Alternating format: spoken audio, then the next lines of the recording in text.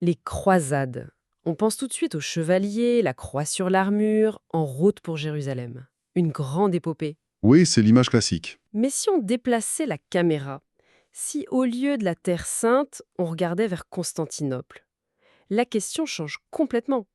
Est-ce que les croisades qui devaient sauver l'Empire byzantin n'ont pas en fait signé sa condamnation?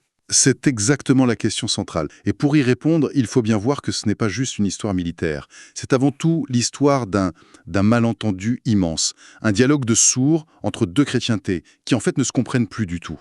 D'accord. Les sources nous montrent bien comment une simple demande d'aide, très pragmatique, est devenue un projet idéologique qui a totalement échappé à son initiateur. Alors, posons le décor, fin du XIe siècle. Qu'est-ce qui pousse l'empereur byzantin à appeler à l'aide ces barbares de l'Ouest qu'il regarde un peu de haut? Le mot n'est pas trop fort, non? En fait, l'Empire est au bord du précipice. Le vrai traumatisme, c'est Manzikert, la bataille de Manzikert en 1071. Une défaite écrasante contre les Turcs seldjoukides. Écrasante, oui. Mais c'est plus qu'une bataille perdue. C'est la perte de l'Anatolie, l'actuelle Turquie. Le cœur de l'Empire? C'était le cœur démographique, agricole et surtout le principal vivier de soldats. Sans l'Anatolie, l'Empire ne peut plus respirer. Donc, 20 ans plus tard, l'empereur Alexis Ier Comnène hérite d'une situation, catastrophique. Vers le pape Urbain II. Qu'est-ce qu'il demande au juste? Il ne demande pas une armée pour libérer Jérusalem, j'imagine. Ah, pas du tout. C'est même tout le contraire. Et c'est là que le malentendu commence. Alexis est un pragmatique, un survivant. Ce n'est pas un idéologue. Les sources le décrivent comme un homme d'État très rusé qui a passé son temps à éteindre des incendies partout. Les Normands, les Péchenègues, les Turcs? Voilà. Sa demande est donc très claire et très limitée. Il veut recruter des mercenaires, Des mercenaires. des chevaliers occidentaux, oui, réputés pour leur cavalerie lourde. Il veut les payer pour l'aider à reprendre quelques villes stratégiques en Anatolie. Bref, il veut des professionnels, sous son commandement. C'est fascinant. Sa propre fille, l'historienne Anne Comnène, le décrit d'ailleurs comme étant très méfiant envers ses latins. Ah oui. Elle dit qu'ils sont courageux, mais aussi avides et surtout incontrôlables. Exactement. Et cette méfiance le pousse à faire quelque chose qui va mettre le feu aux poudres. Il exige des chefs croisés, dès leur arrivée, de lui prêter un serment de fidélité. D'accord. Ils doivent jurer de restituer à Byzance tous les territoires anciennement impériaux qu'ils reprendraient. Ce qui, de son point de vue, est logique. C'est de la pure logique byzantine. Mhm. Vous m'aidez à récupérer mes terres, vous me les rendez. Mais pour les croisés, c'est déjà une humiliation. Et pendant ce temps, en Europe, le pape Urbain II reçoit cette demande et il la transforme complètement. Ah, clairement. C'est là que tout bascule. C'est le grand dérapage. Urbain II y voit une occasion politique et religieuse incroyable. Il ne parle plus d'aider Byzance, non. Il parle de libérer Jérusalem, de reprendre le tombeau du Christ. Et il ajoute l'élément clé. La rémission des péchés. Voilà, le salut pour les combattants. La croisade devient un pèlerinage armé, une guerre sainte. La demande très terre-à-terre d'Alexis se transforme en un mouvement de masse, mystique. Les Byzantins attendent une unité d'élite. Et il voit déferler une marée humaine, chaotique, affamée. Le choc est total. Donc on a d'un côté des Byzantins qui attendent des pros sous contrat et de l'autre des armées immenses qui débarquent avec un zèle religieux qu'ils ne comprennent même pas. Le premier contact a dû être tendu. C'est un choc culturel d'une violence rare. Les Byzantins, ce sont les héritiers de Rome, un empire millénaire, sophistiqué, où la diplomatie et la Russe sont des armes. Pour eux, la guerre, c'est un échec. C'est ça. Alors que les croisés viennent d'une société féodale où la guerre, c'est la vie et la foi justifient tout. Ils voient Constantinople, ils sont éblouis par la richesse, mais ils la trouvent décadente. Et ils voient les Byzantins comme des Grecs fourbes. La méfiance est totale. Et il y a un épisode qui illustre ça à la perfection. Nicée, en 1097. La première grande ville assiégée. Racontez-nous, c'est incroyable. C'est la scène qui cristallise tout. Nicée, c'est la capitale des Turcs en Anatolie. Les croisés l'assiègent, ils subissent des pertes, ils sont à bout. Ils se préparent à l'assaut final en rêvant du pillage, la récompense normale pour un soldat. Bien sûr. Mais pendant ce temps, Alexis, fidèle à lui-même, négocie en secret avec la garnison. Il leur promet la vie sauve s'ils se rendent. À lui. Et un matin, les croisés se réveillent et voient, stupéfaits, les drapeaux byzantins sur les murailles. Et la ville s'est rendue pendant la nuit. Sans eux. On leur interdit même l'accès. Attendez, mais Du point de vue des croisés, c'est une trahison pure et simple, non? Comment Alexis a pu penser que ça allait passer? Pour un Byzantin, son action est un chef-d'œuvre.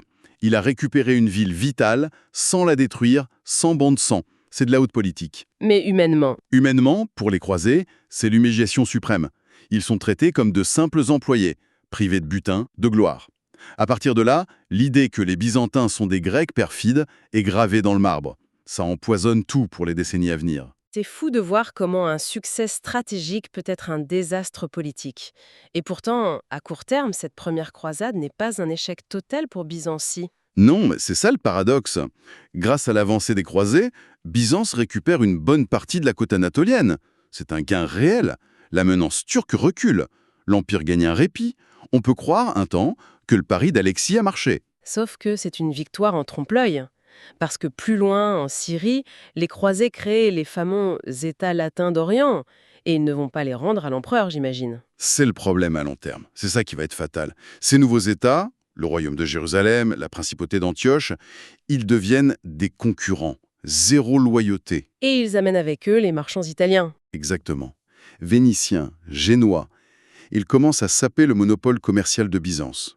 L'Empire voulait des alliés de passage, il se retrouve avec des voisins encombrants et des rivaux redoutables. Et il y a un personnage qui incarne parfaitement ça, Bohémond de Tarente. Ah, Bohémond. Un vrai personnage de roman. C'est un prince normand d'Italie du Sud. Et c'était déjà un ennemi juré de Byzance avant même la croisade. D'accord. Il prête serment à Alexis, comme les autres, sans doute en serrant les dents. Mais après la prise d'Antioche, en 1098, une ville clé, Il la garde pour lui? il refuse catégoriquement de la rendre, en violation totale de son serment. Il y fonde sa propre principauté. C'est le moment où le masque tombe, en fait. Exactement. La preuve que l'objectif de certains, ce n'était pas que Jérusalem. C'est une rupture nette. Ça prouve aux Byzantins que les croisés ne sont pas des alliés, mais des prédateurs qui s'installent sur leurs terres. La méfiance devient une hostilité ouverte. On a peut-être échangé un ennemi contre un autre, encore plus dangereux. La situation continue de se dégrader au XIIe siècle, mais tout ça n'est rien comparé au drame de 1204, la Wow. quatrième croisade. Quatrième croisade. Là, on bascule dans l'impensable. Cette croisade, elle devait attaquer l'Égypte. Et elle n'y arrivera jamais. Jamais. Elle est complètement détournée.